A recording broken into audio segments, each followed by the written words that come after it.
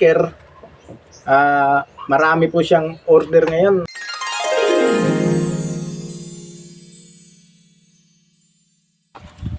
Hello, good morning po sa inyong lahat mga boss. Bago ang lahat, Merry Christmas and advance Happy New Year po sa inyong lahat. Nakakatuwa lang po kasi lumabas na po yung init at yung mga nasa kulungan lang, ilalabas na natin, i-record na natin kasi uminit na. Ilang araw din yung palaging ulan dito. At bago po pala ang lahat, shout out po muna kay Adan Abusejo. Adan Abusejo, shout out sa iyo from Cebu City. Medyo malayo-layo na po yung inabot ng vlog natin at may follow sa po tayo na taga Cebu. Adan Abusejo, shout out sa iyo. At i-update na po natin yung ating mga manok na galing sa cord kasi palaging ulan dito. Ngayon lang uminit. Kaya mga boss, tara, let's go!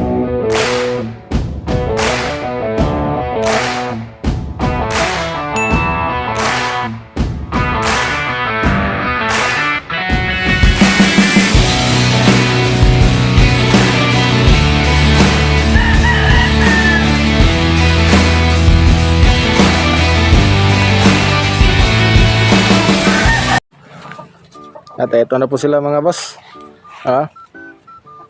Isa po yun sa sinyalis na maganda ng pakiramdam nila. Kanina pinakaskas niya to, may butas na nga.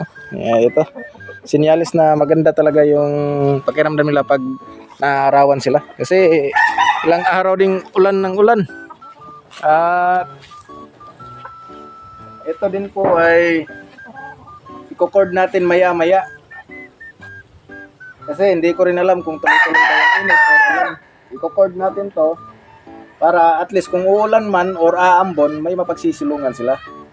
Kaya i-update din natin yung mga materials or binibreed natin doon na plano na natin tanggalin muna para tsaka na, doon na natin pag-usapan. Tara. At ito din po sila mga boss. I-update din natin, plano po natin silang tanggalin muna at i-repriming po lahat, tatanggalin, repriming na. Tapos yung lalaki lalabas natin, alam nyo na, i-kondisyon natin ulit para sa next breeding season. Alam nyo na, purga, ligo, turok at i-reels ko yan para lang sa mga baguhan at sa mga eksperto nyan, dyan, sa lahat ng eksperto dyan. Saludo po ako sa inyo.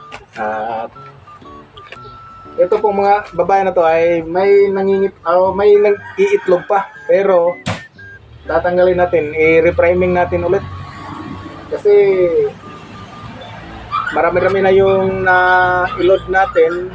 25 pieces yon yung first batch. May second batch tayo, mga 20 plus din, so mga 50 pieces. Kahit 30 plus or 40, mas maganda 40 yung mapisa doon para mas marami tayong kasi may bad news tayo nasira yung incubator ko napakalaking bad news niyan. Ang ginawa ko na lang, nagpa-incubate muna ako doon sa Tubigon. May incubator din naman, nagbabayad lang ako, may nag-incubate service doon at nakapag-inquire na din po ako sa legit na incubator maker. Yan. Nakapag-inquire na po ako sa legit incubator maker. Marami po siyang order ngayon at February pa daw matatapos, kaya ako hintayin ko na lang kasi alam nyo, mag-iipunan pa natin kasi hindi talaga biro yung gastos sa manok at sa puhunan lang, hindi biro. At yung din pala, yung itlog, kung maraming mapipisa doon, hindi natin hahayaan na maging sakitin sila. Gusto natin lumaki silang healthy, kaya magbabakuna tayo, gagawin natin lahat kung anong makakabuti sa kanila. Yun lamang po para sa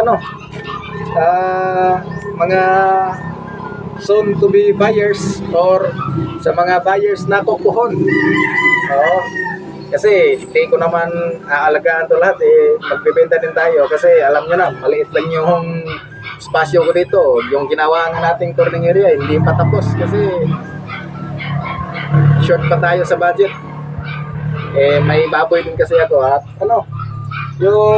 ang importante yan, mga next week siguro, tatapusin natin yan. Pag magkapera na tayo. Yung cameraman natin, yung kila niya, tumataas. Mga next week siguro, tatapusin na kahit ano lang, net. Nga meron tayong mga konti-konting budget lang. Para naman maganda din yung setup doon. At may mini-ranging din tayo para healthy yung mga ipoproduce natin. Hindi natin nahayaan na hindi maging healthy yung ipoproduce natin. Kasi hindi birong puhunan dito. Kagaya nito, binili ko. Hindi rin mura. Hindi rin masyadong mahal. Pero para sa akin, napakamahal na nito. Kasi alam nyo naman, hindi tayo mayaman. Mayabang lang. Mayabang lang tayo, hindi mayaman. Pero may pagmamayabang naman kung manalo yung mga manok natin. Pride na natin yun. Yun lang. At ito, kahit nga siya doon, marami siyang 3 babae, o 4 pala, 4 na babae yung dinadala nito. Mayroong 2 sa battery cage, 2 dito. Maganda pa rin yung katawan niya, bulto. Kasi mini-maintain ako ito sa inject, tapos vitamins. Every 2 weeks, purga po. Pinupurga ko. Tapos, once a week lang mag-inject. Tapos, yung Bullflex, pinapainom ko po, Bullflex. 2 times a week yung pinapainom ko, Bullflex. Tapos, pwede rin Bixan, Tiabix, kung ano pong mga B-complex na mas maganda din yun. Or MEB, yung MEB. Kasi may testosterone yun. Grabe kumasta. Kung ito lang ang anuhin nyo, kung magkasta ito, kahit kakasta to ngayon, maya-maya, mga 5 minutes, papakasta mo ulit, kakasta pa rin yan. Ganyan po kasipag tong magkasta. At sa tuwing pinapakain ko po ito, inilalabas ko para yung pagkain niya, sa kanya lang talaga. Kaya bultong-bulto pa rin yung katawan niya. Babalik na natin mga boss. At dito lang po natin tatapusin ang ating vlog na po na ito mga boss sa ngayong araw na to. At advance Happy New Year pala. Merry Christmas and advance Happy New Year. At shoutout po pala sa lahat ng mga followers ko at sa mga new followers at sa mga magpa-follow pa lang. Shoutout po pala sa inyo. At God bless po. Bye-bye. Thank you.